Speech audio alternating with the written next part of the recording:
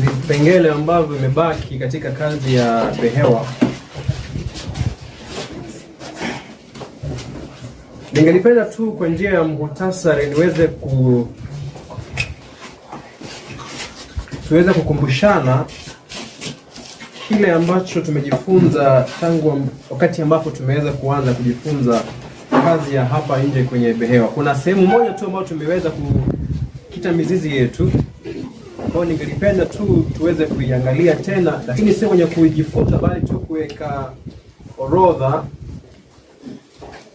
ya vitu ambavyo tunafaa tuvipatiane msingi wake katika masomo haya ya behewa ya nje. Kwa mfano, tunapoangalia sehemu inayoitwa madhabahu ya kuteketeza kafara, ningelipenda kuweza kupeana muhtasari ya vitu vitatu ambavyo makusudio yake ndiyo ambayo Kristo angelipenda tuweze kuyatilia maanani katika kujifunza mfano huo. Number 1, kazi ya madhabahu yale kama mfano inatufunza kazi ambayo Kristo ameweza kuitimiza katika kusuluhisha asilia ya binadamu.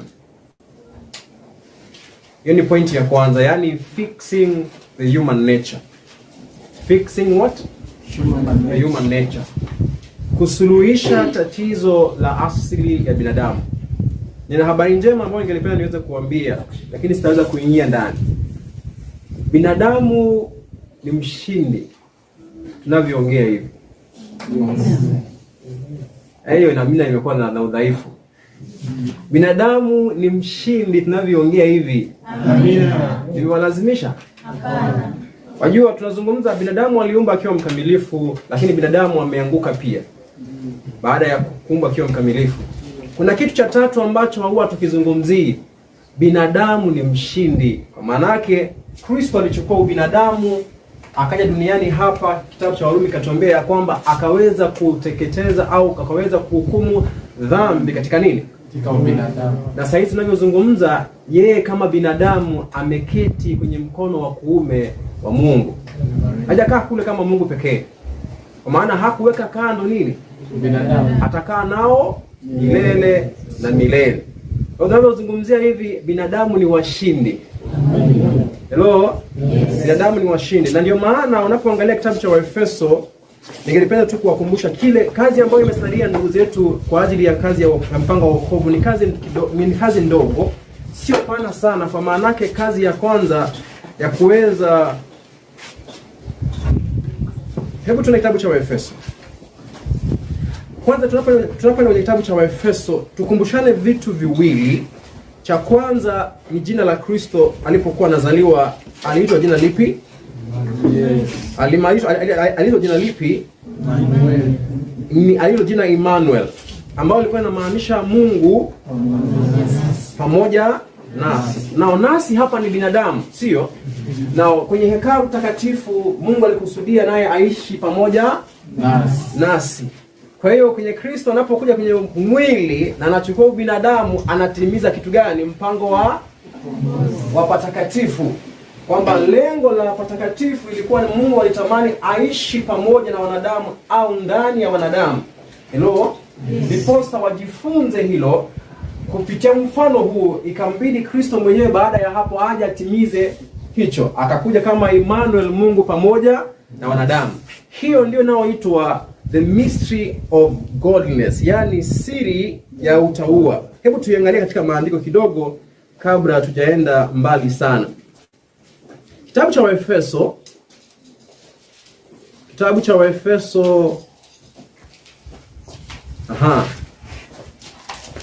Naomba mtu wa kwanza aweze kunisomea mstari wa Efeso 3 mstari wa 3:9. Waefeso sura ya 3:9 imeandikwa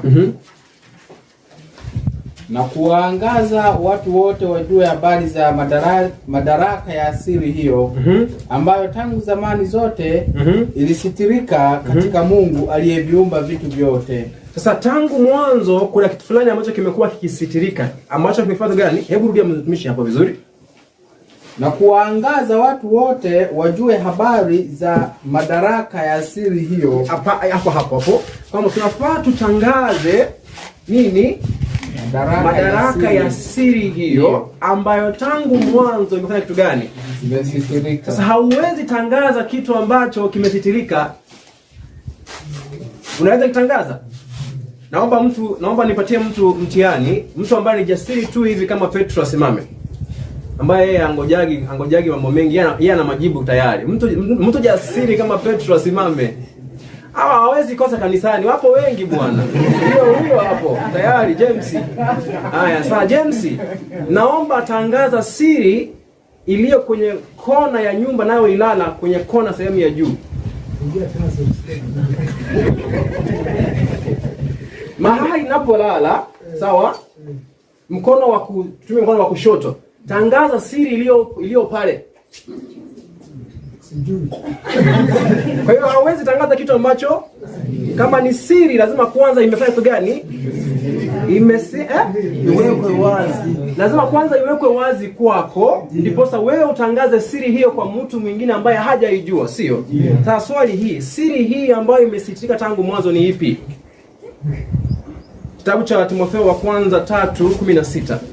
Maandiko yanasema kitu fulani ambacho nakipenda sana. Timotheo wa kwanza 3:16. Ndio. Imeandikwa.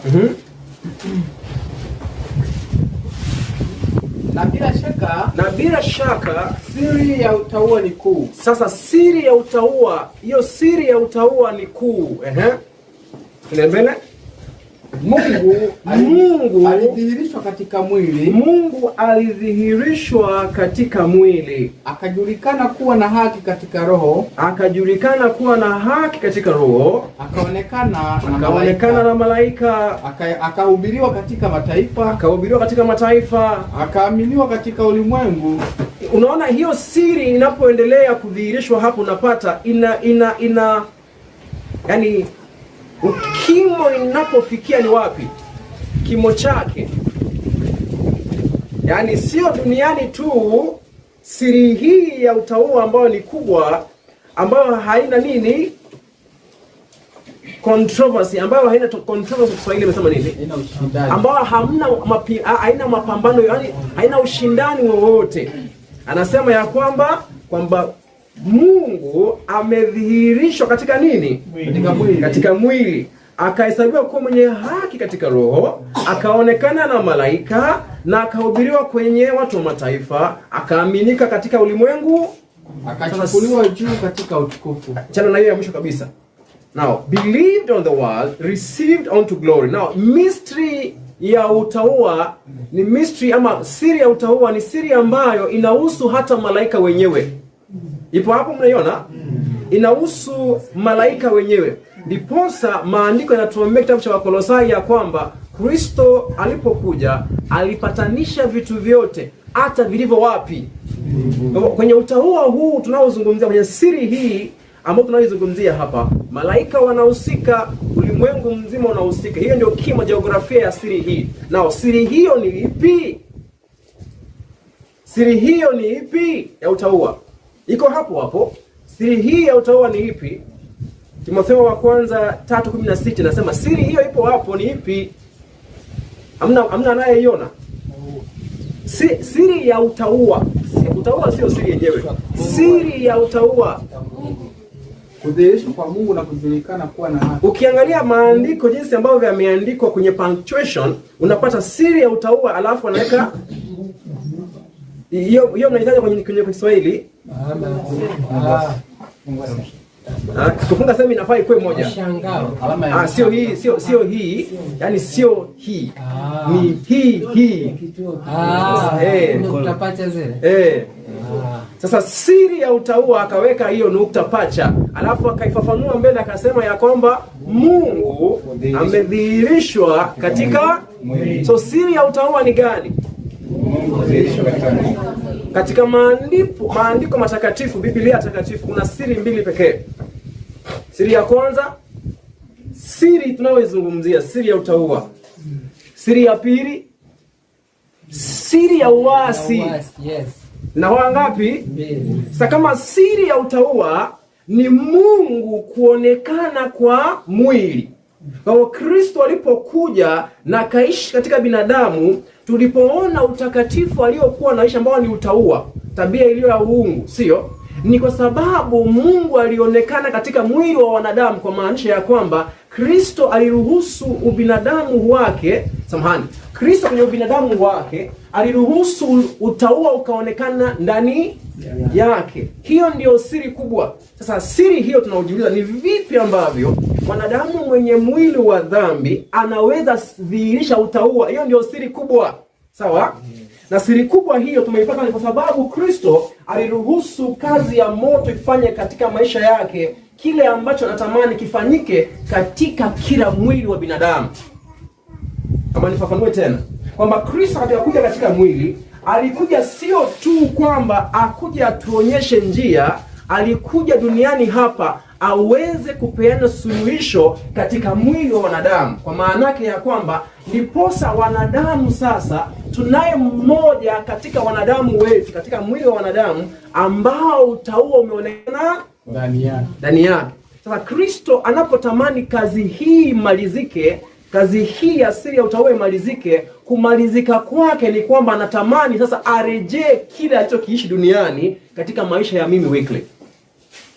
Hiyo ndio kumaliza kitu gani? Hiyo ndio kumaliza siri ya utauwa. Kumaliza siri ya utauwa sio kwamba kuna kitu ambacho Kristo alikibakisha. Hapana, anataka sasa alichokimaliza katika mwili wake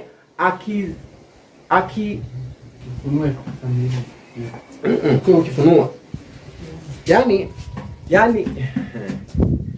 si amekiishi kama Kristo, sawa? Kumaliza siri hiyo, anaitaka sasa siri hiyo aidhihirishe kwa huyu, yani yeye sasa utauwa uonekane kwake. Akishadhihirisha kwa huyu na huyu pia, hiyo ndio kazi ambayo imesalia ya kumaliza pambano kuu. Yani anatamani ya kwamba jinsi ambavyo Kristo alivyokuja akaweza kufix asili ya binadamu kwa kuishi utauwa huo, baada ya kutuonyesha njia, anatamani amalize kazi wapi? Kwenye maisha yangu na nani? Na wewe. Tumeelewa mpaka hapo jamani? Kwa hiyo ndio siri ya utauwa. So kinyume cha siri ya utauwa ni siri ya nini? Uasi. Ya siri ya uasi. Kwa hivyo kama siri ya utauwa ni Mungu kuonekana katika wanadamu, then siri ya uasi ni nini hiyo? Ni shetani kuonekana katika maisha ya nani?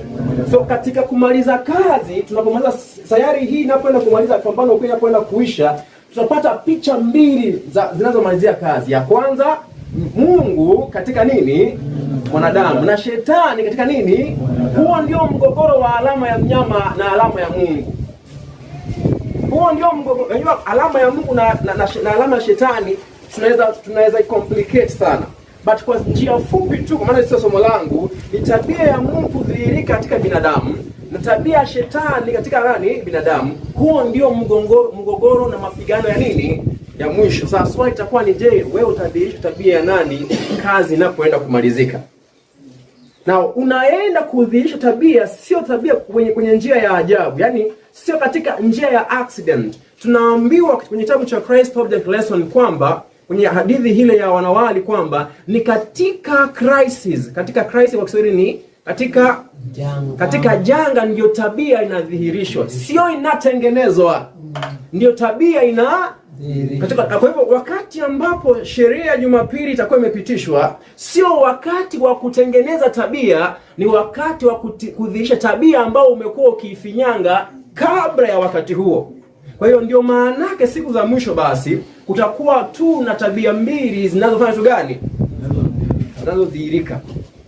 Mmoja anaionyesha kwenye mwili kwa kushika amri ya Bwana ambao ni tabia yake, lakini wanadhulumiwa, na pia wanapodhulumiwa wanachokisema ni kwamba Baba wasamehe kwa maana hawajui watendalo. Na wengine wana amri, so called amri ya Mungu, lakini inayobadilishwa kama amri ya binadamu, na pia ambayo mwanadamu anaona ya kwamba yuna haki ya kuilazimisha kwa mwanadamu mwingine kutumia mabavu. Hello? Hayo ndio mapambano ambayo yako mwisho. But anyway, point yangu ya msingi ilikuwa ni kwamba katika madhabahu ya shaba, kitu cha kwanza ambacho Kristo aliweza kukipata katika kudhihirishwa katika mwili, alikuja akapeana suluhisho kwa matatizo ya asilia ya binadamu. Alipeana suluhisho kwa asilia ya binadamu. Kwa Kiingereza tunasema ya kwamba fixing human nature. Hiyo nafikiria imeeleweka vizuri. Number 2, tumezungumzia hiyo kwa ndani. Singependa tena nikae pale. Number 2 ni hii. Number 2 ni kwamba aliweza kuwin trust ya wanadamu. Na kuwin trust, tumejaribu kutafuta neno ambalo linaweza kuingiana hapo, sijalipata bado. Sijaridhika, lakini kuwin ni kuweza kupata imani ya wanadamu. Kwa njia ipi? Kwa njia ya kwanza, kumbuka hivi, tangu mwanzo Mungu amekuwa akiwakilishwa na shetani kwa ulimwengu mzima kwamba yeye ni kitu gani? Yeye ni mdanganyifu, sawa? Hiyo ni kitu cha kwanza. Kwamba aliposema kwa hakika mtakula, kwa hakika mkila mtakufa, alikuwa anafanya kitu gani? Alikuwa anadanganya. Kwa hivyo alipokuja hapa, Kristo alikuja number 1 kutuonyesha yeye ni mwaminifu kwa sababu ya kitu kimoja. Kwamba aliposema kwamba mkila mtakufa, sikuwa na wadanganya. Wanangu, sikuwa nafanya kitu gani?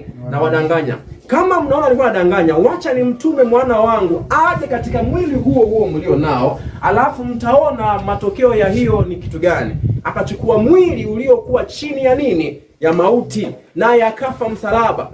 Alipokuwa kufa kwenye msalaba, kwa kweli sentensi ya Mungu ya kwamba mkila mtakufa ikaweza kudhibitisha kwamba ni ya nini? Ni ya kweli. Kwa maanake hivi, anatuonyesha mwanangu, msipopata suluhisho kutoka kwangu, jinsi ambavyo mwanangu huyu ambaye ni mpendo, ambaye hajafanya kosa, ila tu akachukua nafasi ya kwenu, jinsi ambavyo anavyokufa hapo mnavyomwangalia, hiyo ndio itakayokuwa mwisho wa kila binadamu ambaye atakataa kuchukua suluhisho ninayompatia. Sio kwamba hicho ndicho kitakachokuwa mwisho wa yule nitakayemuua mwishoni. Hapana. Hii ndio itakayokuwa mwisho ya yule ambaye anakataa kuchukua suluhisho ninayoipatiana. Kwa maanake bila suluhisho hii, nyinyi ni wafu tu. Sawa? Hiyo ndio point ya pili ambayo aliweza kutudhihirishia pale kwenye msalaba. Lakini pia hapo, hiyo kuna point nyingine ambayo ningelipenda nizungumzie, lakini tutaenda kuizungumzia kwenye kina kirefu. Alikuja kwenye muktadha huo atuonyeshe pia sentensi yake ya kwamba msifanye hii, kwa maana mkifanya hii mtakufa, inamaanisha kitu gani. Kwa maanake ni sawa tu kwa muhtasari, na tuweze kuipanua baadaye. Kristo anapokufa kwenye msalaba, Baba hakuweka mkono wake juu ya mtoto wake. Hamna chochote ambacho Baba alimfanyia. Lakini Kristo alikufa kwa nini? Kwa msalaba, sio? Dhambi iliweza kupasua moyo wa mwana wa Mungu. Sijui kama mnajua hicho. Maandiko yanatuambia Zaburi ya kwamba kuugua kumepasua moyo wangu. Moyo wake uliopasuka ni kitu gani? Moyo wa Kristo uliopasuka ni kitu gani? Swali nauliza. Ndio tunajua kwamba moyo katika maandiko inaweza kuwakilisha akili na kiungo cha kupiga nini? Cha kusukuma damu. But now tunaposema kuugua kumeumiza na kupasua moyo wangu, hatuzungumzii akili. Aliugua kwenye akili, lakini moyo uliopasuka ni moyo wa kusukuma damu. Sijui wangapi ambao mnajua hicho? Kristo kilichomuua kwenye msalaba sio misumali na nyundo, au sio mkuki aliochoma mabavuni. Kilichomuua kwenye uzito wa moyo, maumivu aliyoyapitia, ulipasua kitu gani? Baba hakuweka mkono wake kwa mwana wake. Kwa hivyo anatuonyesha ya kwamba niliposema kwamba msifanye, sio kwa maana mimi mkifanya nitawaletea madhara. Nilipokuwa nawaambia msifanye, ni kwa maana yake nilikuwa nawatangazia mabaya yatakayowapata mnapoenda kinyume na kanuni zangu za nini? Za uzima. Kwa maana yake Mungu kutufunulia ya kwamba amri zake sio chombo cha kutukandamiza, kutuzuia tusifanye vitu ambavyo hataki. Amri zake ni kututangazia mpango wake alivyotuumba, kwamba niliwaumba na uzima niliowawekea ndani yenu unapatikana katika njia hii pekee. Hiyo tunaweza kuyazungumzia kwa ndani tunapoelekea katika somo letu kwa ndani. Now number 3, point ya 3 ambayo ni ya msingi sana, ni kwamba aliweza kuja hapa duniani atupatie mfano wa kushinda dhambi. Hiyo ni muhimu sana. By the way, hiyo ya pili ya kuweza kupata trust ya wanadamu, inahusu pia katika mpango wake wa kutuombea wanadamu. Ndiposa tuamini kwamba kuhani mkuu anaweza tuombea, lazima tukubali kwenye mawazo ya kwamba anaweza chukuliana na nini? Na sisi. Kwa hiyo ikambidi aje, ndiposa sisi tuamini ya kwamba anatuelewa na anachukuliana na kitu gani? Na sisi. Ndiposa anaweza kupata ukuhani huo wake ulio wa milele kuwa wa manufaa kwetu kama wanadamu, wakati tu tumeweza kumwamini. Mpaka hapo ninaamini ya kwamba pointi hiyo imeweza kueleweka. Hizo ni pointi 3 ambazo nafikiria ni muhimu sana katika kuzungumzia yale mambo yote ambayo yanahusu madhabahu ya shaba. Now, yes. Tangu jana hii ya kuwini trust ni kama mwalimu inampa shida. Sasa nafikiri sisi hapa hiyo trust wenyewe inatupa shida. Kuwini yenyewe nayo ni nini? Ni shida. Sasa nikafikiri tukijaribu kuielewa vizuri, tunapoondoka hapo tuichukuane nayo, yani kwa ulimi wetu, wewe utaielezaje? Kwa hiyo kuwini hapo mwalimu alikuwa nafikiri kwamba kurejesha imani. Kwamba labda kama hiyo Kiswahili labda unaweza kutusaidia kuwapo kwamba Kiswahili kinasema kutuaminisha. Yani kuna imani tulikuwa nayo kwa Mungu, sawa? Ila imani hiyo tulifanyaje? Tulipoteza. Kwa hiyo hatupati kitu kipya. Kimsingi Mungu anarudisha kile ambacho tulikuwa nacho awali ndani yetu. Kwa hiyo nikafikiri labda badala hiyo kuwini trust kwamba tuseme kurejesha imani kwa wale warudi kumwamini tena Mungu kwamba kweli. Na asante. Sasa ningelipenda kwenye somo langu sasa kuna kitu cha mwisho ambalo ningelipenda niweza kuzungumzia. Mmegundua tangu tuanze kujifunza hatujatoka kwenye kanuni za msingi. Sio? Kwa maana yake hapa ndio tatizo la dhambi lipo wapi? Lipo hapa. Yaani yeyote ambaye ameweza kupata suluhisho hapa, haijalishi yeyote ambayo anaendelea huko. Wacha niwafafanulie. Mwizi kwa msalaba alitoa fungu la 10 ngapi? Hakutoa. Hakutoa. Alitoa moyo wake tu. Hiyo ni fungu la 10. Hakutoa, sio? Yule mwizi kwa msalaba hakupata hata nafasi yenyewe ya kuingia ndani ya maji abatizwe. Sio? Ndio. By the way, hata hakupata nafasi ya kuingia kwa darasa la ubatizo. Si ni maana yake? Ndio. Hakupata nafasi ya kuingia kwenye ibada ya Sabato inayoenda kufuata. Sio? Ndio. Lakini bora kwenye hapa Kristo alifix tatizo. Bora alifix tatizo. Wewe na mwizi wa msalaba na matengenezo yako yote ni kitu. Sasa hapo ni madunisha. Iko hivyo. Sasa wewe ambao unanisikiza sauti yangu leo, ukipuuzia yote ambayo unadhihirishiwa baada ya hapa, ambao sasa ndio Sabato, kiremba, nini, ukiyapuuza kama ni ya kweli, then wewe na mwizi wa msalaba hamfanani. Kwa maana yake mwizi wa msalaba alikuwa amerejeshewa imani. Kwa hivyo anaamini, yani imani bora, akili imesharejeshwa kwenye mawazo yake, kumaanisha hata kuwa na tatizo na maagizo na maelekezo ya nani? Kwa maana yake atakuwa anajua kwamba yanaambatana na kanuni za nini? Hiyo ndio itakuwa tofauti ya wewe ulio hai leo na mwizi wa msalaba aliyekuwa anamalizia kesi yake wakati ule. Sio kama umepata vizuri? Na kuna point ya msingi ambayo ningelipenda tuweze kuzungumzia kwa upesi sana. Ninahisi kwamba muda unaenda sana, lakini pia hatumalizi vitu vya msingi. Kwa hiyo nikawaza hivi. Tayari nilikuwa nimesema kwamba hatuna haraka kumaliza, sio? Hiyo ni vizuri, kwa maana yake tukipenda kanuni, mimi naamini ya kwamba unajua Mungu anazungumza na kila mmoja, sio? Kuna vitu ambavyo navifunza hapa ambavyo labda nimechukua miaka kadhaa au miezi kadhaa kuviwaza kwenye mawazo yangu, lakini labda niliyasikia kitambo. Kwa hivyo najaribu kupambana katika maombi yangu na katika kujifunza nielewe zaidi. Kwa hivyo tunaweka misingi ambayo ninaamini Mungu kama kwa kweli atakuwa amezungumza na wewe, ataendelea kukupatia roho ya kuendelea kujaza na kusonga mbele. Sawa? Okay, now kuna point msingi ambayo ningependa tuweze kuzungumzia and then tuweze kurejea tena hapo, okay? amri za Bwana unazielewa namna gani? Kwa maana hiyo ndiyo tatizo ya kwanza ambao shetani ameitumia kutupiga. Anapokuja kwa mwanamke anamwambia kwamba unajua Mungu anakuambia usile, okay? Hiyo ni amri Mungu alikuwa amesema, sio? Lakini kwa nini anakuambia usile? Kwa maana yeye huyo Mungu hataki ufanye. Sijui kama utapana vizuri. Lakini Mungu kwenye mawazo yake anapomwambia Adam usile tunda, mawazo ya Mungu alikuwa anafikiria nini? Shetani anapokuja anamwambia ndio Mungu amesema usile, lakini mbona anakuambia usile? Ni kwa maana hataki ule ukila utakuwa kama kwa hivyo matatizo ya kula sio kwamba kula ina shida fulani, ni Mungu hataki. Hataki muweze kupambana, kuwa na competition. Competition ni kuwa na ushindani.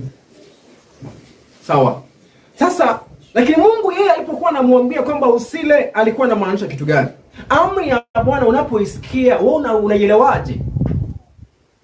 Kwa maana acha niwaambie kitu fulani. Tusipoweza kuelewa hapo kwenye msingi huo, yani tumenaswa kamilifu. Yani kwenye mtego huo usipoweza kuelewa, hapo umenaswa na shetani kabisa. Sijui wangapi ambao mnajua jamaa anayeitwa Pembe Ndogo. Kwenye unabii tumeambiwa anakuja kufanya kitu gani? Pembe Ndogo anakuja kufanya kitu gani? Kubadili amri na nini? Majira. Sasa naomba kuuliza swali. Amri ya Bwana imeandikwa wapi anaenda kubadilisha? Kitabu cha Danieli natuambia kwamba Pembe Ndogo ataazimu kubadili sheria na nini? Sasa swali, hiyo amri imeandikwa wapi kwenye kitabu kipi anaenda kubadilisha? Anabadilisha wapi? Kwenye akili ya binadamu. Kwenye akili ya binadamu? Naomba kuuliza swali. Umewahi pata baraza lolote la kanisa la Banana limekaa chini likaamua kubadilisha amri ya kupumua? Umewahi pata mahali umefanya hivyo? Hapana. Inawezekana? Yaani sio kwamba, nataka mnielewe vizuri. Yaani inaweza ingia kwenye akili ya wazee wa kanisa la Banana kwamba sasa wiki inayokuja agenda ya kanisa kwenye baraza la kanisa ni tubadilishe sheria ya kupumua. Inawezekana hiyo kitu kutokea? Haiwezekani. Haiwezekani, sio? Kwa nini haiwezekani? Sababu ni kinyume cha uzima wako mwenyewe. Yaani kwa nini basi hawawezi kaa wakafanya hivyo?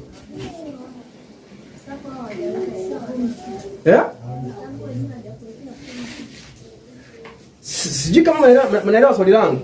Yaani hilo tendo lenyewe haliwezi tendeka ulimwengu mzima mahali popote. Kwa maana kila binadamu anajua kwamba hiyo ni kanuni ya nini? Ya nini? Ya uzima na ni ya asili. Ni kanuni ya uzima na ni ya asili. Hiyo hauwezi badilisha, angalau labda uanze kuumba ulimwengu wako. Alafu weke amri hiyo wapi? Hapo. Lakini hii ambayo imewekwa na Mungu, hii hakuna chochote unaweza fanya kitu gani? Badilisha. Si ndio maana yake hiyo? Sasa ni vipi Pembe Ndogo anaweza sema ya kwamba yuna nafasi na mamlaka ya kubadilisha amri ya tabia ya Mungu ama amri ya zile amri 10? Ni vipi? Na dunia mzima ikaamini. Ni vipi? Ni kwa maana tunavyokuwa tumeaminishwa kuhusu amri ya Mungu ni tofauti na hizi amri tunazozijua za kawaida, amri za asilia. Kwamba hizi amri zingine ni sawa tu na amri za kibinadamu ambazo zinaweza kabadilishwa. Lakini ikiwa tungekuwa tumefahamu ya kwamba amri za Bwana ni kulingana na alivyotuumba, yani anapokuambia fanya hivi, anakuambia nilikuumba na uzima wako unafaa uoperate. Ukienda kinyume, umeenda kinyume na nini? Na uzima wako mwenyewe. Ukishaelewa hapo, then amri ya Bwana sio amri, ni maelekezo, yani ni manyo ya uzima. Hebu niwaambie swali moja. Ukipatiwa manyo ya gari, nao kuambia mafuta ya gari hii ni petroli, wewe uende uweke diesel, hiyo gari itawaka? Haiwezi. So maagizo yale kwenye manyo ya kwamba gari hii inawekwa petroli, ilikuwa ni amri inayozungumzia nini? Ni design ya nini? Yenye gari yenyewe. Yaani hiyo gari yenyewe yani kanuni zake na taratibu zake ni za nini? Ni hizo, sio? Kwa hivyo anapokuelekeza sio kwamba anakuzuia usifanye kitu kingine, anakuelekeza jinsi ambavyo gari hii inaweza kuwa ya manufaa kwako, sio? Hebu tuangalie kwa maandiko yanatuambia nini kuhusu amri za Bwana. Kitabu cha Methali 13 mstari wa 14. Inasema ya kwamba soma kwa Kiswahili kama umefika. Na Methali 13:14. Ndio. Imeandikwa sheria ya mwenye akili ni chemichemi ya uzima. Sasa naomba kuuliza swali, nani ambaye ana akili zaidi kuliko Mungu hapa? Ipo yoyote? Hapo siko maana yake hiyo. Akili yoyote ambayo unaweza kuwa nayo wewe ni kwa maana yake umemegewa na nani? Na Mungu. Sio? Kwa hivyo kwenye amri ya mwenye akili ni nini? Chemichemi ya uzima. Ni chemichemi ya uzima, ili kuepukana na tanzi za mauti. Ili kuepukana na tanzi za nini? Za mauti. Kwa hivyo amri ya Bwana ni chemichemi ya uzima. Tunaelewana vizuri hapo? Amri ya Bwana ni nini? Chemichemi ya uzima. Ni chemichemi ya uzima. Kwa hivyo anapokuambia fanya hivi, anachokuambia kwa njia fupi anakuambia kanuni za nini? Za uzima. Yaani anakuambia asilia niliyokupatia iko hivi, sawa? Unapoenda kinyume na anachokuambia, kwa kifupi unaenda kinyume na nini? Na uzima wako mwenyewe. Kwa hivyo yeye hahitaji aingie apige hatua aje kukuadhibu. Hapo ndio shetani ametunasia hapo. Hebu niulize swali. Amri za Bwana si ni upendo? Si ni upendo? Na upendo si unatoa? Upendo fanya kitu gani? Unatoa. Utoa. Sasa nina swali. Leo hii ninaomba tubadilishe kanuni ya kuvuta hewa na kutoa hewa chafu. Tuibadilishe. Yaani hiwe unachukua tu lakini wewe hutaki kupeana. Kwa maana yake amri ni mzunguko wa upendo. Ukisoma kitabu kinachoitwa Desire of Ages 22 paragraph 1. Hebu twende hapo. Afikia Desire of Ages 21, mtu aliye pale anaomba nisomee. Nasemaje? 21 mwisho kabisa kama za kusema 22. Inaoanza kwa kusema ya kwamba sasa tukigeuza mawazo yetu kutoka kwenye vielelezo vidogo. Umeelewa mpaka mahali nimesoma hiyo hapo? Nataka nisome kwa Kiswahili, kwa Kiingereza sababu ya muda, sababu sina muda sana. Kwanza 22:1. 22 kama za kusema ni 21 2. Sina uhakika lakini nafikiria ni hapo hapo. Kwa maana yake yangu inanipatia tu approximation. Endelea hiyo sentence ulipoanza. Looking unto Jesus, tukimwangalia Kristo au tukimtazama Kristo, tunaona ni utukufu wa Mungu, kutoa. Sawa? Ni utukufu wa Mungu fanya tu gani? Kutoa. Kwa hivyo utukufu wa Mungu ambao ni tabia yake, ni tabia ya nini? Ya kutoa. Na amri yake ni nini? Kutoa. Ni kutoa. Kwa hivyo kanuni za Bwana ni chemichemi ya uzima. Kwa hivyo uzima unapatikana wapi? Kwenye kutoa. Sawa? Kwa hivyo unapopokea unafanya tu gani? Unatoa. Huo ndio mzunguko wa nini? Wa uzima. Naomba tuendelee chini. Baada ya hapo naomba tuweze kuskip baadhi ya maneno mengi yaliyo hapo. Alafu nisome sentence inayosema hivi. All things Christ received from God. Mambo yote Kristo aliyapokea kutoka kwa Mungu. Unaona mahali ilipo? Alafu anasema but he took to give. Alivichukua ili atoe. Sawa sawa? Baada ya hapa alafu anasema kitu gani? So in the heavenly courts, katika baraza za nini? Katika baraza za Mungu, in his ministry for all created things, katika huduma yake kwa viumbe. Sikizani vizuri. Through the beloved son, kupitia mwana wake mpendwa, the father's life, uzima wa baba flow out to all, unatiririka kwa wote. Sasa sikizani vizuri. And through the son, kupitia mwana, it returns. Inafanya tu gani? Inarudi. In praise and joyous service, a tide of love. kama furaha na shangwe, huduma za upendo, to the great source of what? Of all. Kwa hivyo baba anatoa, anampea nani?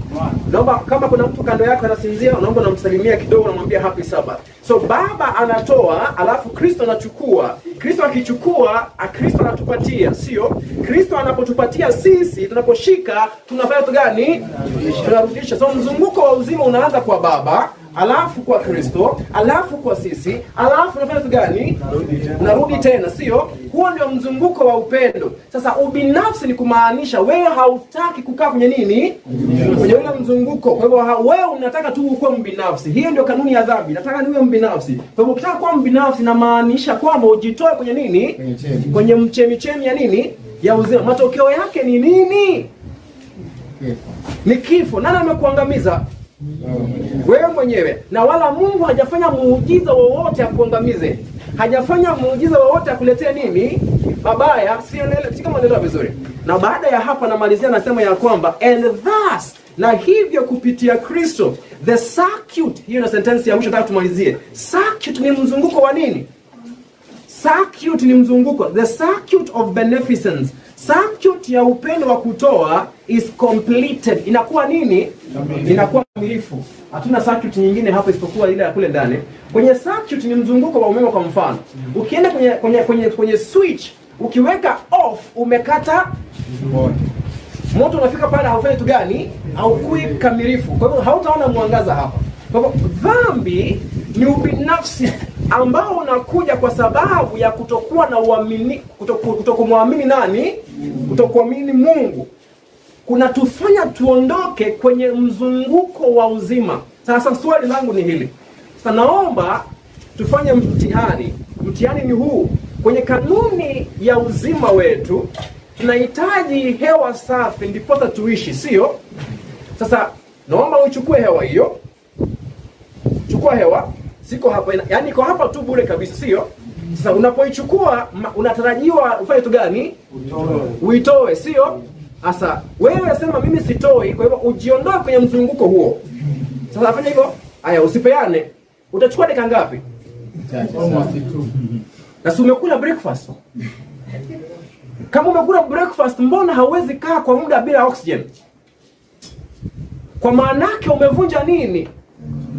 Kanuni ya nini?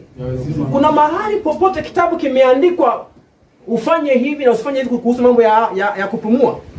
Huo ni utaratibu wa nini? Wa uzima, sio? Nina swali. Mbona Mungu asifanye muujiza ulipovunja amri hiyo aendelee kukushikilia? Kwani hana uwezo huo? Mtu anauliza mbona Mungu hangeweza kubadilisha amri yake tulipoivunja aendelee tu kutushikilia? Naomba kila mtu afunge mapua. Kwanza before ufunge mapua, naomba ufanye hivi. Kwanza ichukue hewa. Chukua oxygen, umeshachukua. Sasa sema mimi sipeani, funga mapua. Mbona Mungu asifanye muujiza kushikilia? Kwa maana tabia yake sio nini? Sio ya ubinafsi.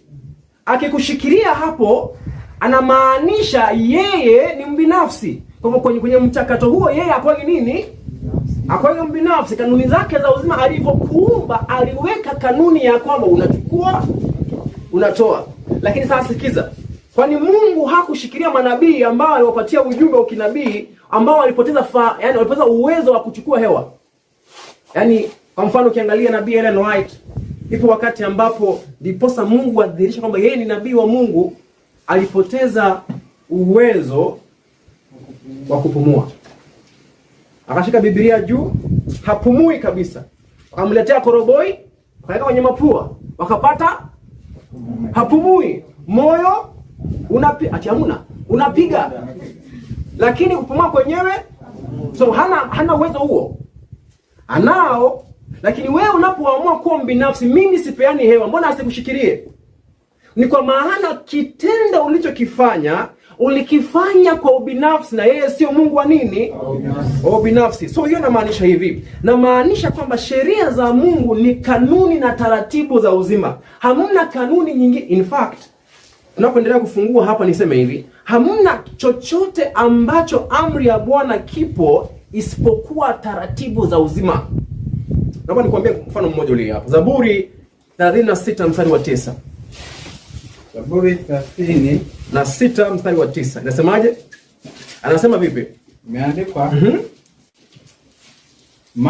maana kwako wewe iko chemichemi ya uzima, katika nuru yako tutaona nuru. Kwa hivyo katika yeye ambaye ni Mungu kuna chemichemi ya nini? Ya uzima. Sasa chemichemi hiyo ya uzima tumejua ni nini?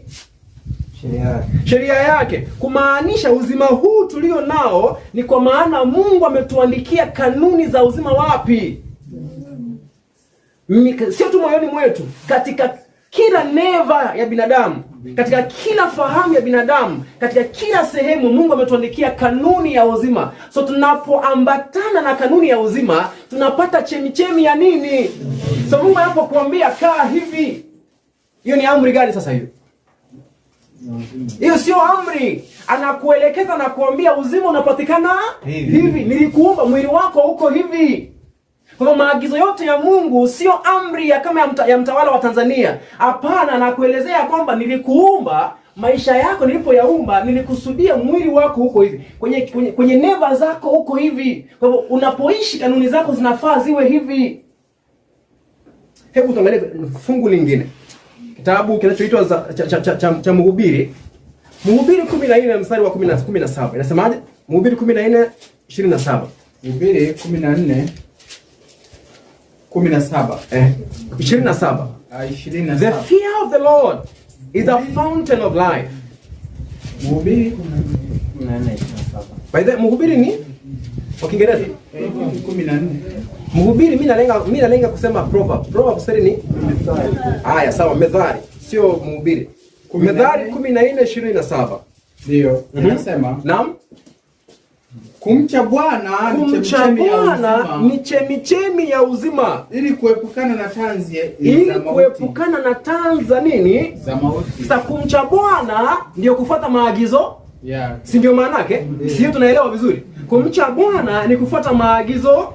Ya kumbe kufuata maagizo ya Bwana ni chemichemi ya nini? Ya uzima. Kwa nini? Inakuepusha na mitego ya nini? Mauti yanatoka wapi? Wenye kwenda kinyume na hizo. Yaani kwa kifupi hapo anakuambia hivi, ukiambatana na kanuni zangu, kwa kifupi umekubali kuendana na nilivyokuumba. Unapoenda kinyume na kanuni zangu, umeamua kujitenga na taratibu ya nini? Nilivyokuumba. Matokeo yake ni kifo. Sasa kama iko hivyo, then kifo hakitoki kwa nani? Kwa Mungu. Kwa Mungu. Kwa maana yake maandiko yanatuambia hivi, kuna mtu ambaye anasikia unacheka, unafanya kitu gani? Na kama kuna furaha fulani ambayo ulio nayo hapo, naomba tumegee tufurahie pamoja. Na katika kitabu cha James 3:11. James 3:11. Yakobo 3:11. Inaandikwa inasema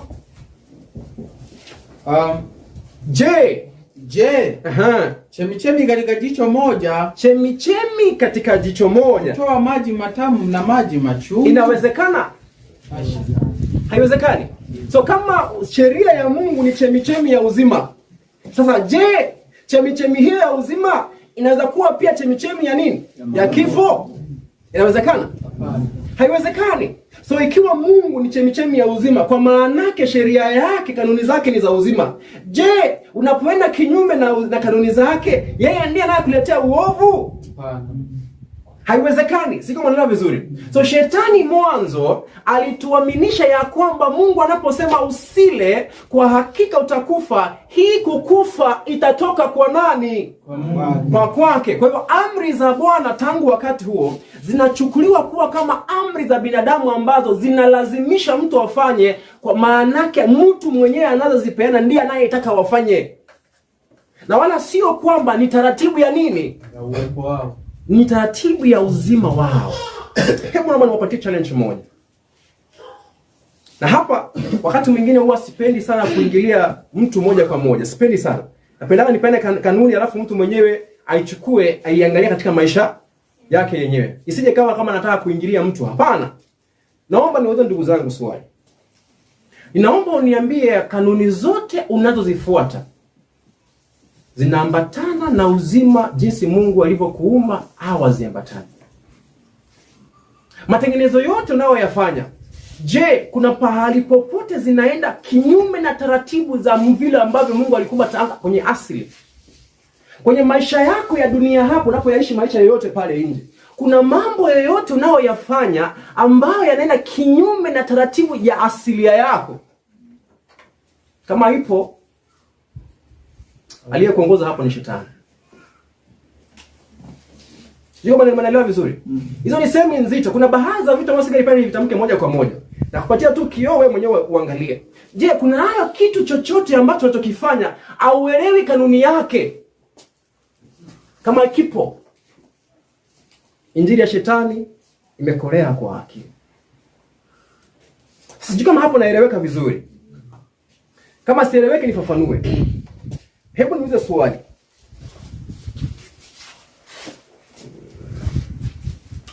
Kuna dada ambaye nikimwambia hata kasirika. So ni vizuri nimtumie kama mfano.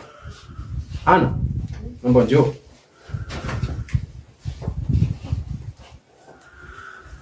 Kuna kitu ambacho nataka tufanye hapa. Sasa napozungumzia na tunatumia Ana kama mfano, pointi yangu tusibaki kwa Ana. Huu ni nini? Mfano. Tusikuwe na tatizo lile la Waisraeli. Mtu anapenda mfano alafu unakuwa tu hapo. Sawa? So njoo karibia. Nimeoa na usiogope kunikaribia. Mbona jinsi ambavyo amevaa? Ndio. Amevaa vizuri kabisa, sio? Ndio. Naomba nisikize swali langu kwake. Ana, mbona umevaa jinsi ambavyo umevaa? Na kuangalia tupatie jibu. Na sasa hapa wewe toa Ana hapa. Wapi yule rafiki yangu wa Mama Abdul? Jireplace. Weka nani huyu hapa? Sasa huyu naye nazungumzia sasa sio Ana. Nazungumzia nani? Mama Abdul, sio? Haya. Sasa nataka tusikize. Yaani wewe usiogope hapo. Si unawajua hawa?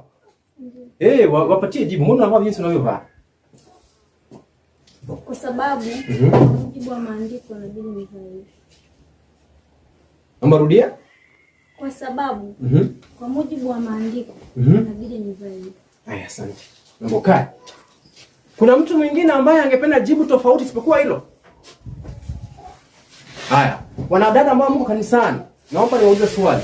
Amepata hajapata? Amepata. Kama unaunga mkono jibu lake inua mkono. Hilo ndilo tatizo ambalo shetani ametumisha kwake. Hilo ndilo tatizo. Na hata niwaambie mnacheka lakini hilo ndilo tatizo ambalo shetani ametumisha ndani yake. Sasa kwa mfano, amesema ninavaa hivi kwa maana Mungu amesema kwa maana imeandikwa, sio? Kuandikwa ni vizuri kwa maana hata pia Kristo mwenyewe alisema imefanya tu gani? Imeandikwa. Sasa zaidi ya hapo amekuelezea taratibu na kanuni ya umbile. Kwamba hii Mungu amesema kwa maana yake aliniumba hivi. Huu ndio uzima. Hapo amefika hapo? No. Sasa kama hajafika hapo, unajua huo utiifu ni wa aina ipi? Tusome. Wagalatia.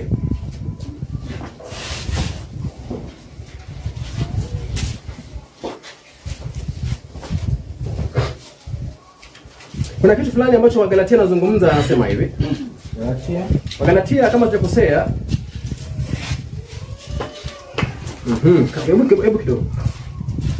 Ya, Wagalatia 4 mstari wa kwanza. Inaomba Ana, usikubaliana kuna kusikia vibaya hapa. Hamna shida. Naomba tuendelee mbele. Wagalatia 4 mstari wa kwanza.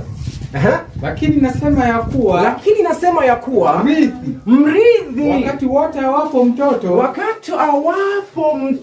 hana tofauti na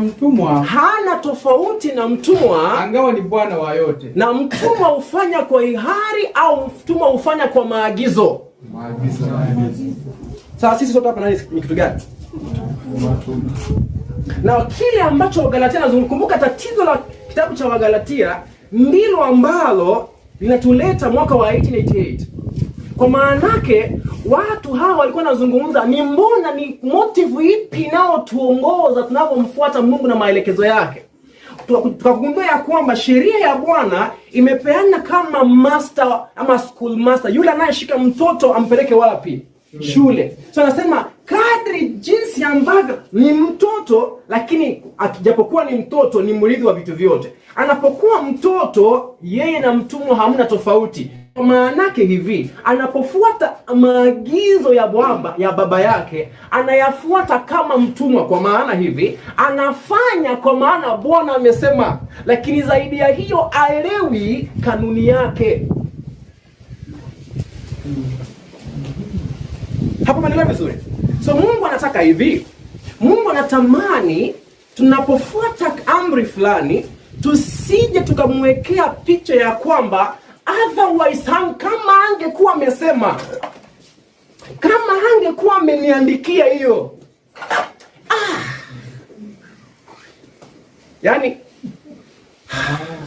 Yani kama angekuwa amesema nisile nyama, yani friji ingekuwa imejaa kwa nyumba. Maana imeandikwa. So yani tu umeinama kwa maana tu imefanya kitu gani? Imeandikwa tu. Kwa maana tu imeandikwa tu. But beside that one, hauoni taratibu jinsi Mungu alivyokuumba. Je, amri hii anavyokuambia umeitafuta ukaelewa kanuni yake? Ni vipi kula nyama inaenda kinyume na taratibu ya uzima wangu? So ukishafika hapo, unapotii sio kwa maana amekuandikia, ni kwa maana umeelewa taratibu ya uzima wangu. Sijabadilisha asilia yangu, ninaenda jinsi ambavyo Mungu alivyoniumba. Kwani kuna shida gani na ushoga? Kuna shida gani na ushoga? Nauliza swali. Mambo kaya. Kuna nini kwa sisi wewe unatumia mwili wako? So mbona Mungu awe na shida na hiyo? Kinyume cha uzima. Ni kinyume na taratibu ulivyoumbwa. Wewe una mdomo hapa kupitia chakula. So huyo kabisa unajua hii ni ya nini? Ya chakula. Ya chakula. Alafu unatumia ile nyingine ya kutoa. Sasa wewe tunaona kinyume na nini? So Mungu anaposema ya kwamba yani tabia hii ya Sodoma na Gomora ni chukizo kwangu, sio kwa maana ya yani sio kwa maana yeye kuna jinsi ambaye inavyomnajisi yeye. Ni kwa maana kuambia mwanangu, nilipokuumba mwili wako hukuumba utumike hivyo, nilikuumba hivi. So una akili ya kutumia mdomo, uko hapa huu mdomo ni wa nini? Ni wa kula. Mapua ni ya nini? Ya kuvuta hewa. Sasa mbona usione hiyo nyingine ni ya kutoa uchafu? Ni taratibu za uzima anazokuambia. Kwa hivyo Mungu anatamani tunapomfuata katika kukomaa kwetu, taratibu tunapokuwa watoto, tuendelee kukomaa taratibu. Ndiposa tunapofuata maagizo yake, tunafuata kwa maana tumeelewa kanuni yake. Amen. Hebu niwaulize swali. Sasa hii nisema mnachelea sana kuingia kwa baadhi ya vitu. Lakini na mimi mnanielewa mifano yangu. Na maanisha hivi, chochote unachokifanya, nenda kaa chini kitafakari. Nimeelewa uzima wangu uko hapa vipi? Kama haujaona japokuwa unatii, huo sio utii ambao Mungu anaotafuta. Kwa maana Mungu anasema ya kwamba alipotuumba, kitabu cha Wazee na Manabii, alituumba katika hali ambayo tunaweza ridhika na kuona hekima yake. Je, umeona hekima ya Mungu kwa yote ambayo amekuagiza uyatende? Kama haujaona unafanya, then bado hujafanya kitu gani? Bado hujatii. Kwa maana yake yani umelazimishwa tu ufanye. Otherwise ukichoka kama yule mwana mpotevu, utamwambia unajua baba, nimechoka, nipe mahali yangu niende. Na yule mwingine naye akabaki pale nyumbani. Akakaa pale nyumbani tu, amekaa hapo. Yeye anamtumikia baba, anangoja siku moja achinjiwe nyama. Aliposikia yule mdogo amerudi, sherehe imewekwa, kamuumiza moyo. Mimi nimekuwa hapa hii miaka yote na hujanipea kitu. Huyu ameenda ametangatanga kule yote, alafu yeye ndio mama umemshughulikia. Akaumia moyo. Hiyo ndio aina ya Ukristo tulio nao siku za mwisho. Lakini huo ndio mchakato ambao shetani ametuwekea hapa nje. Ametuwekea mawazo ambayo tunaona ya kwamba amri za Bwana ni maagizo na maelekezo kama maelekezo ya kifalme yote ile. Hivyo ndivyo ambavyo yule mwana wa kuasi amejiingisha kwenye hekalu la Bwana. Yaani maagizo ya Bwana ameyafanya yanaonekana kama maagizo ya kibinadamu. Sio umenipata vizuri? Naomba nirudi nyuma kidogo. Nenda weka list. Weka list zote ambazo uliko nazo. Mimi unajua kwenye kanisa la matengenezo nimefunzwa fanya hivi, fanya hivi, fanya hivi, fanya hivi, fanya hivi. Huyu ndio Mkristo, huyu sio Mkristo, huyu ndio Mkristo. Wewe weka hapo chini. Anza kujiuliza, mbona unafanya hivi? Kajibu. Kwa maana Mungu amesema. Weka jibu. Kwa maana Mungu amesema. Ukishafika hivyo, shika hivi, rarua hivi, weka kwa moto. Mwambie Baba, naomba nielimishe. Nionyeshe hekima yako kwa jambo hili. Nilifanye kwa maana nimeona kitu gani? Hekima yako. Sasa hapa siwaambii mkwe majeuri.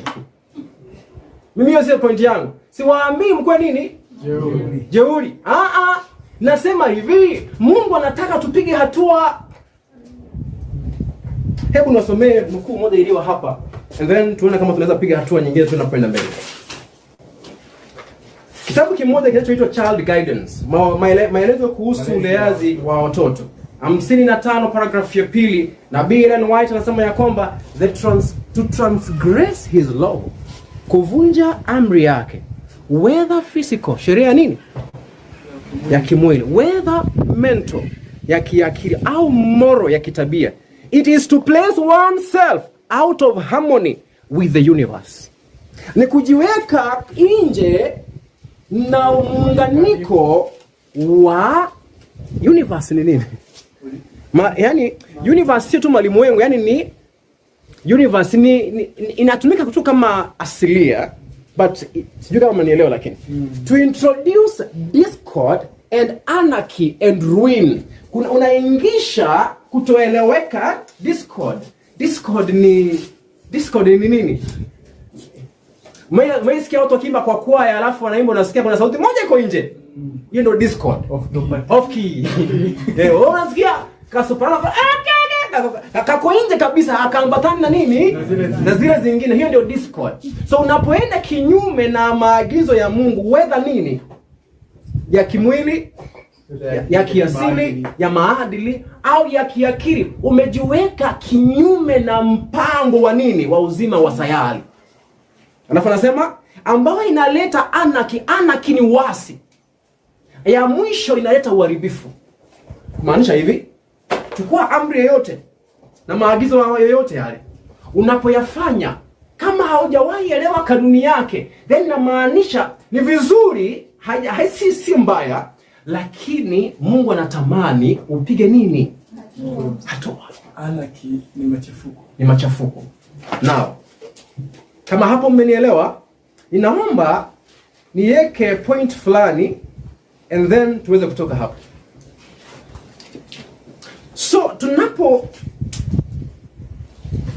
tunapokuwa watu wazima, naomba tuangalie kile ambacho maandiko yanapotuambia.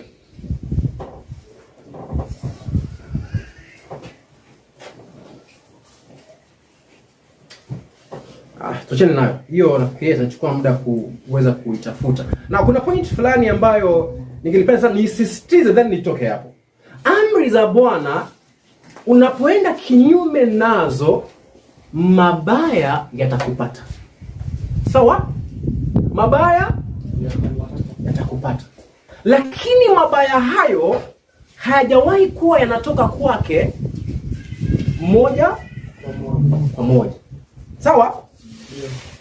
Kwa maanake yeye alipokupatia maelekezo, alikuelezea alivyokuumba na jinsi ambavyo unaweza kupata manufaa na huduma bora kwenye uzima huu. Sawa? So unapoenda kinyume, maovu yatakuja, na wala sio kwa maana Mungu ametuma malaika akakuletea. Yaani jinsi ambavyo ukiamua leo hii unaweka plastiki kwa kichwa, kwa maanake hautaki upeane hewa chafu, utakufa bila malaika yeyote yule kushushwa kutoka mbinguni kama radi, Gabriel, nenda mtandike. Haifanyikani hivyo. Lakini shetani ametufanya tukaona sheria za Mungu ni kama za kibinadamu ambazo zinahitaji supervision. Inahitaji usimamizi wa kuangalia ametii au hajatii. Kama hajatii, ashughulikiwe, apewe adhabu. Kama ametii, apewe nini? Pongezi. Apewe pongezi au zawadi.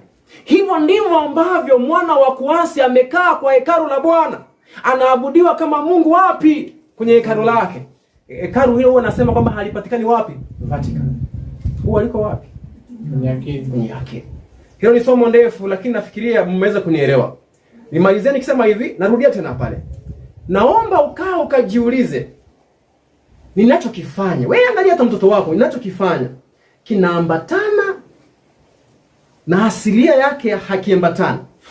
Upata kuna kitu unachofanya ambacho hawezi unganisha na nini? Na asilia. Yani unalazimisha tu.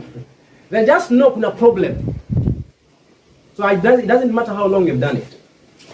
Now, hebu niweze kupeana list fulani hapa and then tuweze kutoka hapa then turudi hapa. Nina dakika ngapi? Dakika 5. Peke yake? Yeah. Wani nimeshaongea 2 hours. 1 hour 30 minutes. Ilikuwa 1 hour 30 minutes. Nishaongea hiyo muda wote hapo. Ulipeana break pale mwanzo. Oh, kanihesabia sasa. Haiko inakuhusu wewe. Sawa, hiyo haina shida. Sawa, haina shida. So tumalizie hapo and then basi tutaweza kuangalia mambo hayo katika nilikuwa nataka tu baada ya hapa labda mnikumbushe jamani tuweze kuangalia jinsi ambavyo shetani ametupotosha mawazo kuhusu amri ya Bwana ikafanya na ikalazimisha kwamba lazima Kristo aje atufundishe atuonyeshe kwamba niliposema mimi ni kwamba mkila mtakufa, nilichokuwa na maanisha sio kama nitakuja kuwaua nyinyi, mtakuwa mumeenda kinyume na taratibu ya nini? Ya uzima. Matokeo yake ni kifo bila mimi kuhusika. And then ujiulize swali, nani kamuua Kristo kwenye msalaba? Nani kamuua Kristo kwenye msalaba? Ni shetani. Yeye akamuua. Uko sure? Yaani yeye alianzisha mchakato. Sio? Kwa maana yake lengo lake lilikuwa ni amuue, basi tunamhesabu kwa nini? Muuaji. Lakini kilichomfanya Kristo akakata roho sio shetani. Ni dhambi yenyewe. Sio maana vizuri. Hiyo ndio point ya msingi ambao nilikuwa nataka tupate hapo. Tukishaielewa then turudi tena tuitumie kanuni hiyo kwenye lengo la kuelewa msamaha wa Mungu kwa maandiko na haki kwa imani. Ndio taanza kuona kwamba kumbe shetani ametukoroga. Hata kile ambacho tunakihubiri kama haki kwa imani, sio haki kwa imani, tunahubiri upagani. Kwa maana ukishakosa kuelewa amri ya Bwana, then utakuwa hujaelewa haki kwa imani. Unavyohesabiwa haki inamaanisha nini? Na inakuja unahesabiwa haki vipi? So utakuwa na mfumo fulani ambao uko na matamshi fulani ya kithiolojia ya ajabu. Sanctified, justified and glorified. You know, imputed righteousness, imparted righteousness. Tukianza kuongea hapa kithiolojia jamani, yeye jamaa amesoma. Now you ask me, hiyo inamaanisha nini? Unaweza kumwambia atonement mbadala, alafu unaanza kusubstitute pale, unaweka pale, unajua Kristo akapiga kwa niaba yako, wewe ukawekwa huru, unahesabiwa jinsi ambavyo Kristo anavyohesabiwa. Unaelewa vizuri? Legal theology, yani akili imejaa matamshi mazito, matamu kama wimbo fulani. But practically what does it mean? Kwenye akili hamna. Kwa maana tumefunzwa injili ambayo uhalisia wake kwenye mikono yetu na kwenye akili haijaweza kuingiana. So tuna mawazo ambayo Mungu anahitaji tu aingie mbinguni kwenye vitabu fulani, atuandikie kule kando ya jina langu kwamba umesamehewa. Hiyo ndio tunaoita kuhesabiwa nini? Ama ni ipi ile? Ni hivyo tunaihubiri hivyo. Kwamba Mungu anahitaji akaingia mbinguni kwenye vitabu fulani, akafungua jina la mzee anaoitwa sijui Jore Mgowi. Afungua kitabu hapo, aseme hii alitubu, basi alitubu Kristo. Sasa tabia yako unaweka kwa niaba yake, sio? Na wewe ulipigwa kwenye msalaba sasa wewe hii makosa aliyoifanya wewe inachukua nafasi yake. So baada ya hapo unaandikiwa umesamehewa. Si hiyo ndio kuhesabiwa haki? Tumehubiri hivyo, hujahubiri hivyo? Ni hivyo hivyo. Huo ni ukafiri. Nataka tuweze kuzungumzia baada ya hapo tuone jinsi ambavyo haki kwa imani hasa ni kitu gani. Na hiyo haki kwa imani ni kitu halisi katika maisha yetu. Kinatendekaje? Ukisha appreciate amri ya Bwana na tunavyoivunja na madhara inapotuletea bila Mungu kuhusika, then tunaanza kujua kwamba haki kwa imani ni kitu halisi katika maisha yangu. Na wala sio katika sehemu nyingine ya ajabu inaitwa mbinguni. Naomba muandike vitu 7. Vitu 7 nitaweza kuvizungumza na sitavifafanua sana. Labda siku nyingine Mungu akitupatia rehema tuweze kupata nafasi ya kuendelea kuelimishana, tutajifunza kwa pamoja. But for now, naomba tuandike principles. Level 7 za ukomaji kitabia na akili katika kufanya uamuzi na kumwelewa Mungu. Now, nambari 7 huwa inazungumzia ukamilifu, sio? So level 7 za ukomaji au ukuaji wa kitabia katika uamuzi pia na katika uelewa wa kumwelewa Mungu. Level 7. Now, level hizi 7 nitazipenda tu kwenye muhtasari, and then baada ya hapo kila mmoja ataendelea kuzijenga mwenyewe kadri Mungu anapokupatia hekima. Now, naomba nipende caution, tahadhari. Napoenda kusoma, tafadhali usianze kumpima mwenzako. Sawa? Usianze kumpima mtu. Hii tu ni kukusaidia wewe ujiulize, hivi katika kukua kwangu na kumwelewa Mungu na maagizo yake nimefika? Lakini usianze kuniwekea mzee Ngohi yuko level 1. Sawa? Level 1. Level ya kwanza inaitwa level ya adhabu na reward. Reward ni nini? Reward. Tuzo. So tuzo na adhabu. Kuna level, hii level ni ile ambayo mtu anafanya kitu ndiposa aepuke adhabu au apate tuzo. So hii ni ile ambayo hata kabisa yenyewe haihitaji uwe na akili. Hii ndio level ambayo ni level ambayo ni primitive, yani ni level ambayo haihitaji akili yoyote. Yani bora tu una hisia za kuhisi uchungu na hisia za kupata raha fulani, level hii unaweza ifanyia kazi. Kwa mfano, ng'ombe unapomfunza kulima, hahitaji aelewe kwamba mnahitaji mlime before saa 4 ifike muende mfanya kazi nyingine. Bora tu umeinua kiboko ukapiga ng'ombe, chok, fanya mbele.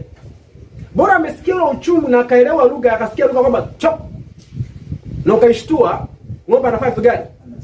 Anasonga, sio?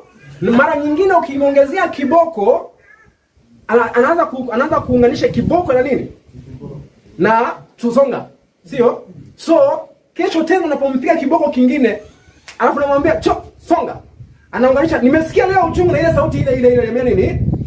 Songa. So najua nikisikia songa, next ni nini? Ni kiboko. So kama umelima na ng'ombe, mimi nimefanikiwa siku moja, mara ya kwanza nilipofanya kazi na ng'ombe karibu miaka 2 iliyopita. Nikaangalia jinsi wanavyofanya kazi, nikagundua sasa akishaipiga inafika wakati fulani ambapo hana haja ya kupiga ile ng'ombe. Anahitaji tu ainue nini? Kiboko na aseme songa. Ng'ombe inajivuta mara moja. Inaenda wapi? Inaelewa kitu gani? Yaani hiyo ng'ombe imejifunza ndiposa iepuke uchungu na iepuke nini? Kuumizwa kiboko. Imejifunza kufanya nini? Kutii. Sawa? Otherwise bila hiyo kiboko haitii. So kuna nyingine ambayo ni ile ya zawadi. Na zawadi ni kama ya mimea. Sasa kwa mfano, mmea hauhitaji akili ndiposa ukatia kwamba nahitaji kwenda kwa jua. Haihitaji akili. Inahitaji tu kujua kwamba ninahitaji nihisi vizuri. Kwa hivyo ukiweka mahindi hapa yakianza kukua, utaona kana kwamba yanaanza kuegemea upande mahali ambapo mionzi ya nini? Kwa maana inatafuta zawadi fulani. Hii ndio kile ambacho unachofanyia kina Hananaya. Unamwambia kula ukimaliza wapi Sara? Chiko wapi? Anaitumia vizuri sana. Kula ukimaliza nitakupatia nini? Dates. So anapambana na kamchele kwenye sahani, lengo lake ni amalize apate nini? Amalize hiyo apate date, sio? Kwa hivyo ni anatafuta reward. Sio? Au namwambia tunakaa naye kanisani pale, unamwambia ukiendelea kupiga kelele nitakupeleka nje nikushughulikie. That is now anapokaa kanisani pale mpaka anaanza kusinzia. The reason why anakaa pale anatii sio kwa maana ameelewa tupo kwenye nyumba ya ibada, tunafaa tutulie. Anakaa pale ametulia, ana avoid kushughulikiwa. Now, hiyo ni level 1 ya utiifu na kufanya maamuzi. So why do you do what you do? Inawezekana unaifanya kwa maana unaogopa kuchoma moto, au unatamani uingie mbinguni. So wewe akili yako imejaa, nasikia kuna nyumba za dhahabu, mimi nataka kuingia nizione. The reason why unaingia mbinguni is because of what? So uko katika primitive level ya kudevelop. Wewe ni mtoto amezaliwa leo tu. Mwingine ni yule ambaye kitabu cha Kutoka kinasema akina Joel hapo akikusomea kwamba ikiwa mtanitii na mtafuata amri zangu kweli kweli, basi sitawawekea magonjwa haya niliyowaletea nini? Wa Misri. Waanza kuyatamka. Magonjwa yaliyokuwa wameletea wa Misri ni yapi? Diabetes, cancer. Kuna walimu wa unabii wa afya ambao wakifunza hivyo, sio? Kwa hivyo mtu anatii kwa maana yake anaogopa Mungu asimletee nini? Diabetes. Sio kama naelewa vizuri. Kwa hivyo ukimuuliza mbona ukuli nyama? Bana we, mimi ni kila nyama. Mungu amesema ya kwamba atatolea magonjwa ya nini? Ya Misri. Au mbona ukuli nyama bwana? Anakuambia unajua mimi natii ndiposa Mungu asiniletee ugonjwa, anibariki. And by the way, mbona mnatoa fungu la 10? Nijaribuni, nitawafungulia milango ya nini? So are you seeing the point? So mtu anatafsiri maandiko from the stimulus of reward and what? Punishment. Level 1 ya kitoto. Sasa hapo hiyo nafikiria singependa kuweza kuendelea sana. Number 2 inaitwa marketplace exchange. Now hii ni sokoni, yani exchange sokoni itoaje? Ni kuuza na kununua. Ni kuuza na kununua. Now hii inamaanisha hivi, mnabadilishana. Kwa maana yake ya kwamba unafanya kitu na unaepuka kufanya kitu kwa sababu ya makubaliano ya kwamba nitakufanyia hivi na wewe unifanyie hivi. Kwa hivyo motive kwenye akili ni yale makubaliano mliofanya tu gani? Mliokuwa mmewekeana. Kwamba mimi hii ni vizuri kufanya kwa maana tumekubaliana ya kwamba nikifanya utafanya nini? Utanipa, sio? Hiyo ndio inaoongoza baadhi ya wanadamu kufanya kitu fulani. Kwa maana yake ya kwamba yani mtu anaongozwa kujua ya kwamba hii ni mbaya kwa maana mtu aliwenda kinyume na mpango fulani uliokuwa umewekwa. Kwa maana yake ya kwamba basi kama alienda kinyume na kile ambacho tumekubaliana, anapopata adhabu then ni haki. Kwa mfano, mtu ni Oscar Mbajo hapo tumekubaliana na yeye kwamba niuzie shamba na anipe shamba nimpe hela, sio? Kwa hivyo Oscar asiponipatia shamba achukue hela zangu, ameenda kinyume na makubaliano ya nini? Sasa ninapochukua panga nimkate nimemfanyia hako maana ameenda kinyume na nini? Anajua hata yeye alifanya makosa. Mbona? Alimdhulumu nini? Mwenziwe pesa. Kwa hivyo kibaya kinafafanuliwa kulingana na makubaliano. Sawa? Ya tatu inaitwa social conformity. Na social conformity ni wakati ambapo kitu ni kibaya kulingana na jamii. Kwa mfano, sasa hapa isije ikawa anaingilia mtu. Isije ikawa anaingilia mtu. Na jamani, mimi naomba niseme kwa kwanza kwamba mimi hapa silengi mtu, okay? Mimi tu tunataka tuwe mfano. Kuna mtu ambaye kwa maana mtumishi amesema mbele naomba tupige magoti tuombe, hajisikii kabisa. Hajisikii kabisa kupiga magoti. Lakini unajua tumekaa kwenye viti ambavyo vimeguzana, tunavyo tumekaa. So Oscar akipiga magoti hapa alafu mtumishi pale asipige, Oscar tu atajua. Sio? So unaposikia tupige magoti tuombe, ndugu hapa atajilazimisha apige magoti just ndio liposa aingiane na waliokuwa wamekaa pamoja. Otherwise, kama Oscar angekuwa next up, angepiga kitu gani? Asingepiga magoti. Kwa hiyo mtu analazimishwa afanye kitu kwa sababu anataka aingiane na nini? Na waliopo. Otherwise kwenye kichwa yake haelewi kwa nini anapiga magoti. Si kama unaelewa vizuri. So tupige magoti tuombe. Kila mtu chini. Lakini ukimuuliza mbona unapiga magoti? Kwa maana kila mtu amepiga. Hii ndio ile sentence unaosikia kwamba mtu anakuambia, kwa mfano niko na kijana fulani hapa anaitwa Hanaya. Ukimwambia kwa mfano wacha kufanya hivyo, alafu nasikia anakuambia, "Daddy, hata Vero anafanya."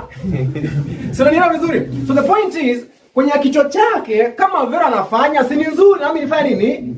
Nifanye kwa njia nyingine kama wengine hawafanyi na mimi sifai kufanya. Otherwise kwenye akili hajaweza kuelewa sababu zilizo za kimsingi, mbona hii sio nzuri kufanya, mbona hii ndio nzuri. Wangapi ambao umesikia wa Adventista hawatumii majani chai, hawatumii chai, mita chai nini? Sisi kwa tunaita majani chai. So ukiingia kule Kenya kwa mfano unasikia wa Adventista hamtumii chai. Kwani? So mimi nikishakubali tu kuwa Adventista, so nisitumie chai. Kwa maana tu mimi ni Adventista. Si kama unaelewa vizuri? Yaani just because mimi niko kwenye community ya Waadventista, sasa nikishaingia kwenye community ya Waadventista, hiyo tu isitumie majani chai. Hiyo tu. Hiyo ni level ngapi umeona hapo? Level 3. Yaani mtu haelewi kanuni za uzima, mbona hawa watu hawafanyi kitu fulani. Yeye anaingia na mkondo wa maji, anaenda jinsi wanavyofanya. The reason tu yeye ni nini?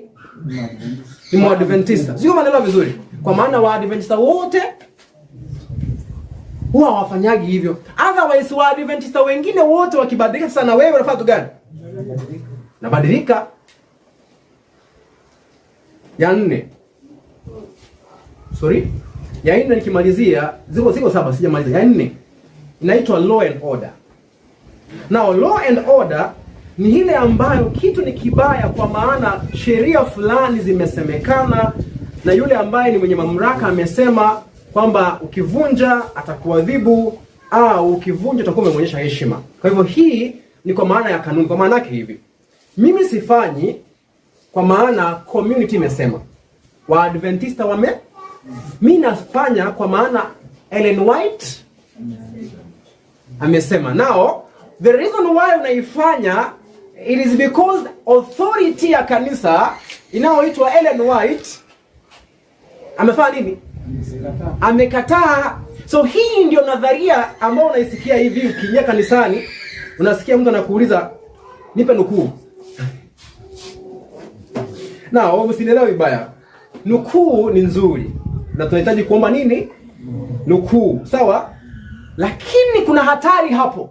Unaposikia mtu anakuambia nipe nukuu, then ukishampa nukuu anakuambia sawa basi.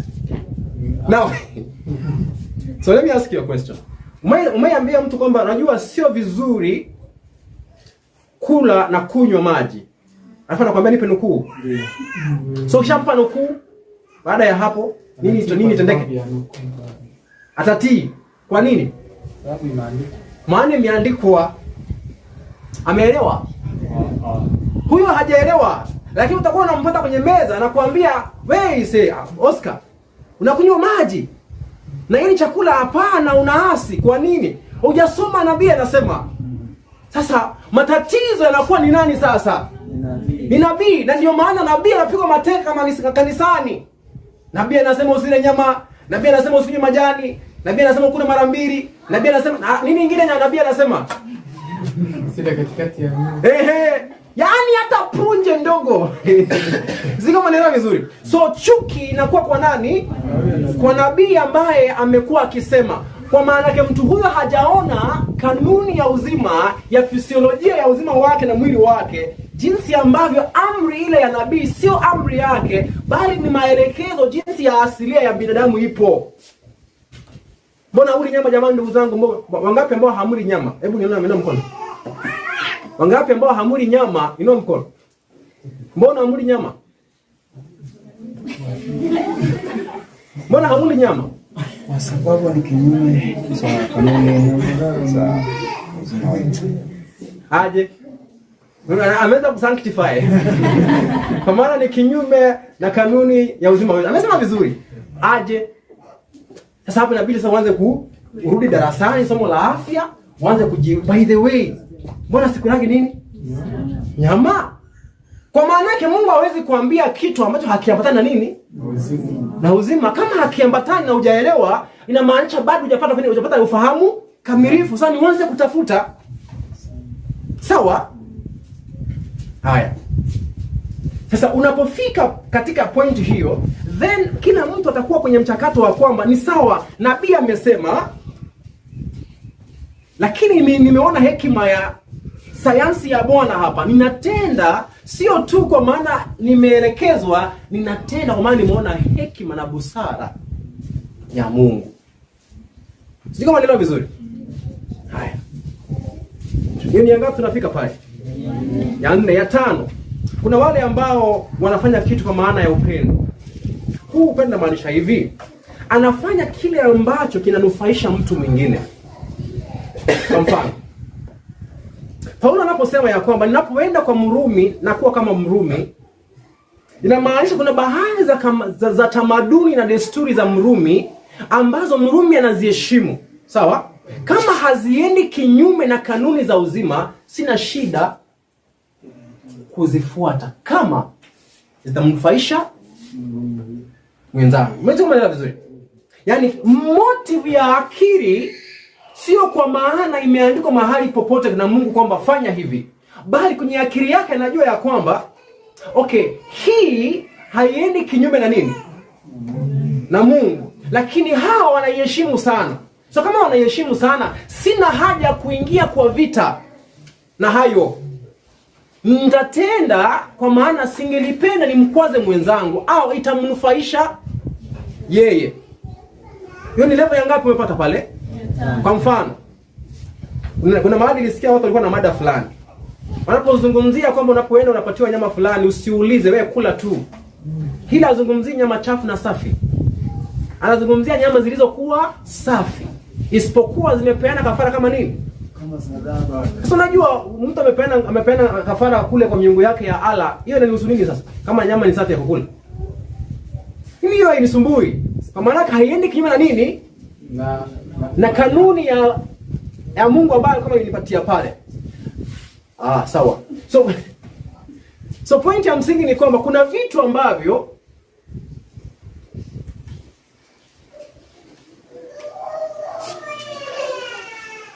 sijui kama niseme nisiseme, achana nayo tu hivyo. Ya 6. Kuna watu wanaofanya kitu kutoka kwenye kanuni ya uzima, the principle based on life. Kwamba maagizo yamepeanwa, umeelewa protocol yake ya uzima, na umeelewa ya kwamba maisha yangu au maisha yetu yameumbwa kwenye hali ya hekima yaishi hivi. Kwa hivyo unafanya kwa maana Mungu alipokuelekeza ufanye, umeelewa uzima wako unategemea kanuni hizo. Kwa hivyo unapofanya sio kwa maana tu umeagizwa, sio tu kwa maana ni amri, unafanya kwa maana umeelewa protocol ya nini? Ya uzima. Hiyo ni level 6. Ya mwisho kabisa. Ya mwisho inaitwa wale ambao wamekuwa marafiki wa Mungu katika uelewa. Hii ni ile ambayo Yohana 15:15 Kristo anasema ya kwamba sasa hivi siwaiti watumwa tena, bali nini? Marafiki zangu. Kwa maana hamna mtumwa anayejua biashara za nani? Za bwana wake. Lakini tangu sasa nyinyi mnajua nini? Mapenzi ya baba yangu. Sasa ya mwisho ni wale ambao wamefika point ambayo sio tu wanafanya kwa maana wanaifanya kwa maana ni kanuni ya uzima ya kwanza, lakini pia wanaifanya kwa maana wanajali wenzao na wanampenda Mungu, lakini ya 3 wameelewa kanuni ya nini? ya uzima na makusudio ya Mungu, na wamejitolea kuishi kulingana na mpango wake. Sasa hii ni ya mwisho, na sidhani kuna mtu ambaye amefika hapo. Ya mwisho kidogo. Umesema Kuwa na uelewa kama rafiki wa Mungu. Nimefafanua maneno mengi kwenda chini. Pointi ya msingi ni hii. Huyu mtu anaelewa maagizo niliyoyapewa, ameelewa kanuni ya nini? Ya uzima, sawa?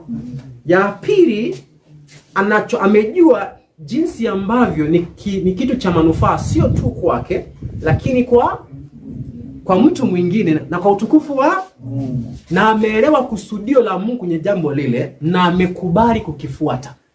Sawa? Naomba nimalizie hapo, nikimwita dada Ana akuja hapa nikimalizie. So nipatie mfano tu kifupi alafu tumalize, sawa? Dada Ana kimbia, nimeonyeshwa hivi kila masaa. So naomba nimalizie hapo and then tutaendelea kurudi sasa hapa baadaye. So nikitumia rafiki yangu hapa. Kuvaa huku ni kuzuri, sawa? But now lazima kama Mkristo ambao unakomaa kiakili uanze kuweka kuvaa huku kwenye kanuni ya uzima. Mbona nimevaa hivi? Sawa? So point ya msingi ya kwanza kabisa ni ukimwangalia hivi tu unajua ni mwanamke. Sio? Na ukifuata ujumbe wa mavazi katika kanisa la Kiadventista, wakati ambapo mavazi na matengenezo ya afya yalipoanza kuhusu mambo ya mavazi, unapata kanuni moja ambao nabii anazungumzia kuhusu mavazi yale ya Kiamerika. Anasema yalikuwa yameanza kupotosha na kupoteza tofauti ya mwanamume na mwanamke.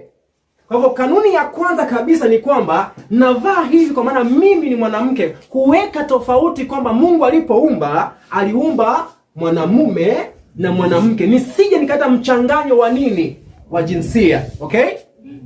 Lakini mbona basi hukuvaa ikafika hapa juu? Now, usiniambie kwamba Ellen White amesema, okay, amesema haina shida, okay? Lakini navaa hivi kwa maana ninapoweka mapaja whatever inaitwa namna gani hii? Hii kitu inaitwaje hii hapa nyuma? Sema ninapoacha miguu nje. Miguu ni yote, lakini hapa mimi nalenga hapa nyuma. Inaitwa cowboy. Cowboy ni hizi sehemu za nyuma hapa. Mahali kuna neva fulani za damu ziko hapa. Mafunzo ya hapa inakuambia kwamba unapoziwacha nje, baridi inapopiga inasumbua mzunguko wa nini? Unaenda kwenye kanuni. Hapo Ellen White hayupo. Sawa? Siko manielewa vizuri hapo. Na sasa ikienda kinyume na kanuni ya uzima ya damu kuzunguka, itaniathiri mimi nini? Afya yangu. Siko manielewa vizuri. Alafu tuende kwenye point ile ya kanuni ya ngapi ile? Kwenye level ya 5. Ilikuwa level ya 5. Unafanya ukiwaza mema kuhusu watu wengine. Sasa unajua wanaume jamani, wanaokuwa wanavutiwa na macho sana. So nikiwacha hizi vitu zinakuwa nyeupe nonono amba chini, nitakuwa na wakwaza. Siko manielewa vizuri hapo. Ukishaelewa hayo yote, kwa hiyo makusudio ya kufanya unachokifanya sio kwa maana ya itikadi ya dini. Kwa maana yake hata ukiwacha dini yenyewe, kanuni ya uzima inaendelea. Sio maneno vizuri. Hiyo ndio stages ambao Mungu angelipenda tuzipige hatua hadi mwisho. Yote tunayafanya kwa maana ya uelewa ya hekima yake. Na sio tu kwa maana amepeana amri. Naomba kae.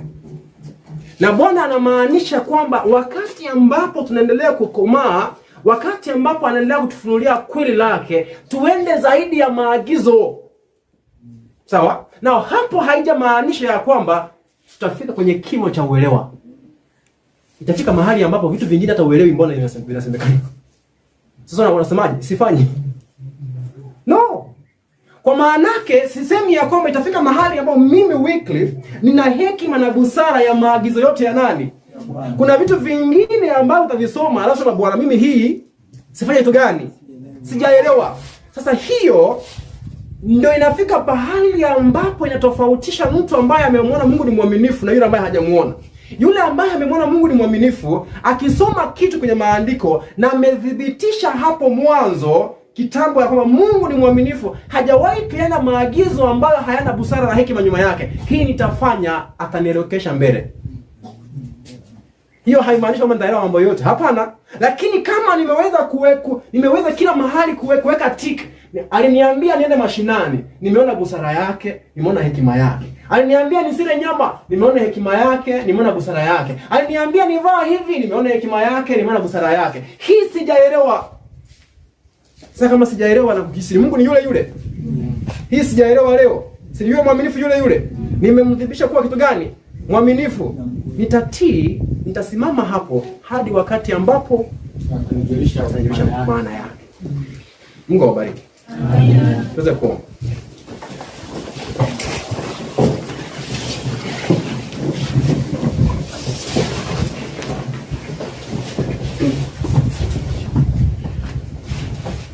Baba, tunakushukuru sana kwa maana ya kuwa pamoja nasi na kutuita tuendelee kuwa marafiki pamoja na wewe. Marafiki ambao hawakuogopi, marafiki ambao wanawaza kuhusu mema ya utukufu wako na mema ya wanadamu wenzetu na hata kuhusu mema ya uzima wetu.